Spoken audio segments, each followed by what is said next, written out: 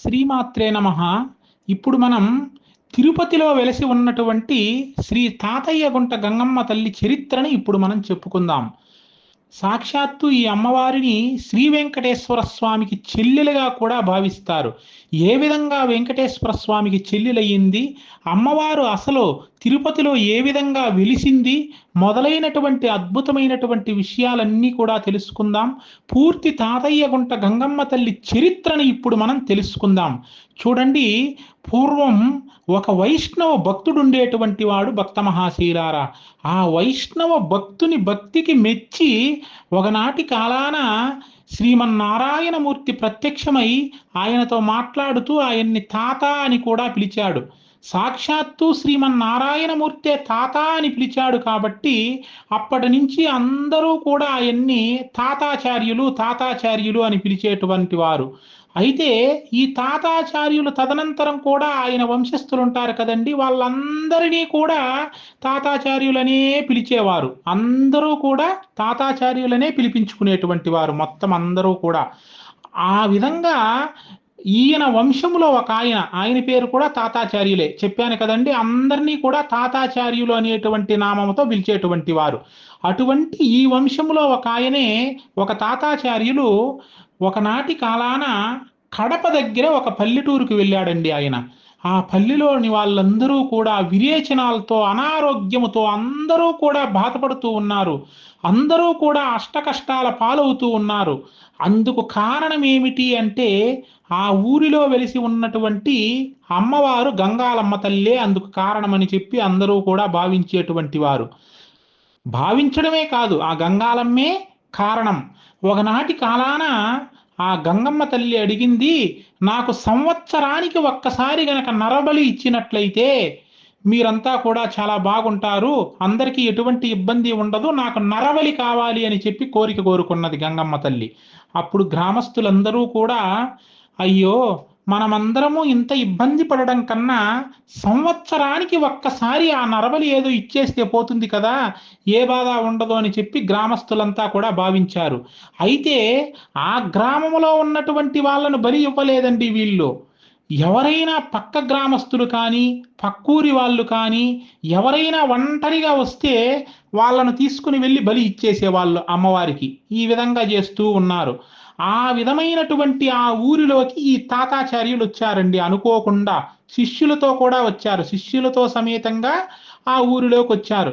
ఎప్పుడైతే అక్కడికి వచ్చారో ఇదే అదునుగా భావించినటువంటి గ్రామస్తులు వాళ్ళందరినీ కూడా చుట్టుముట్టేశారు. మొత్తం గ్రామస్తులంతా కూడా అందరూ భయభ్రాంతులకు లోనయ్యారు.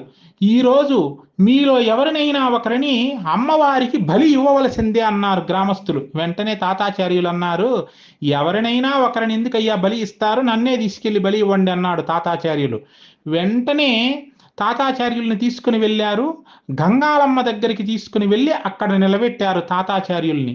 వెంటనే తాతాచార్యులు బాగా శంకు చక్రాలను కాల్చి పెట్టుకున్నాడండి. కాల్చి పెట్టుకున్నాడు. ఒకరి మీదికి అమ్మవారు పూనింది, నరబలి, నాకు నరబలి కావాలి అన్నది అమ్మవారు. వెంటనే ఆ కాల్చినటువంటి శంకు చక్రాలను అలా వాత పెట్టాడు. ఎప్పుడైతే వాత పెట్టాడో అమ్మవారు పూనిన వ్యక్తిలో నుంచి అమ్మవారు బయటికి వెళ్ళిపోవడానికి ప్రయత్నించింది. కానీ తాతాచార్యుల మంత్రశక్తి వలన అడుగు కదల్చలేకుండా పోయింది అమ్మవారు. అప్పుడు తాతాచార్యుల మంత్రశక్తికి ఆ ఊరిలోని వాళ్ళంతా కూడా ఆశ్చర్యపోయారు. అప్పుడు ఆ గంగాలమ్మ విగ్రహాన్ని అక్కడి నుంచి తీసుకుని వచ్చేశాడు తాతాచార్యులు. అందరూ అనుకున్నారు, ఆ గ్రామస్తులందరూ, ఈనాటితో మనకు ఈ గంగాలమ్మ పీడ వదిలిపోయింది అని చెప్పి అందరూ కూడా సంతోషించారు. అక్కడి నుంచి ఆ విగ్రహాన్ని తీసుకుని వచ్చి ఇప్పుడు మన తిరుపతిలో ఇప్పుడు గంగమ్మ తల్లి ఆలయం ఎక్కడుందో అక్కడ ప్రతిష్ఠించాడు తాతాచార్యులు. ఆ తాతాచార్యులు అమ్మవారిని ప్రతిష్ఠించాడు కాబట్టే ఈనాటికి తాతయ్యగుంట గంగమ్మ అని చెప్పి పిలువబడుతూ ఉన్నది. ఈ విధంగా తాతయ్యగుంట గంగమ్మ తల్లి తిరుపతిలో వెలిసిందండి. అయితే ఈ అమ్మవారు శ్రీ వెంకటేశ్వర స్వామికి ఏ విధంగా చెల్లెలయ్యింది అనేటటువంటి అద్భుతమైనటువంటి విషయాన్ని ఇప్పుడు మనం తెలుసుకుందాం. చూడండి, పూర్వం శ్రీకృష్ణుడు దేవకికి జన్మించగానే వసుదేవుడు తీసుకుని వచ్చేశాడండి యశోద దగ్గరికి. యశోద దగ్గరికి తీసుకుని వచ్చేటప్పటికే యశోద దగ్గర ఒక కుమార్తె ఉన్నది. ఆ కుమార్తె పేరే యోగమాయ. అప్పుడు శ్రీకృష్ణుడు చెప్పాడు తర్వాత యోగమాయతో, నీవు కంసుణ్ణి ఎదిరించు, తరువాత నీవు గంగమ్మ తల్లిగా జన్మించు అని చెప్పి ఆనాడే చెప్పాడు శ్రీకృష్ణుడు. అంటే శ్రీకృష్ణుడు యశోద దగ్గరికి వెళ్ళాడు. యశోదకు ఒక కూతురుంది. వీళ్ళు అప్పుడు అన్నా చెల్లెళ్ళే కదండి. ఆనాటి శ్రీకృష్ణుడే ఈనాడు శ్రీ వెంకటేశ్వర స్వామి కదండి. కాబట్టే శ్రీ వెంకటేశ్వర స్వామికి గంగమ్మ తల్లి చెల్లెలవుతుంది. అంతేకాకుండా ప్రతిసారి కూడా తిరుమల కొండ నుంచి గంగమ్మ తల్లికి సారె వస్తుంది.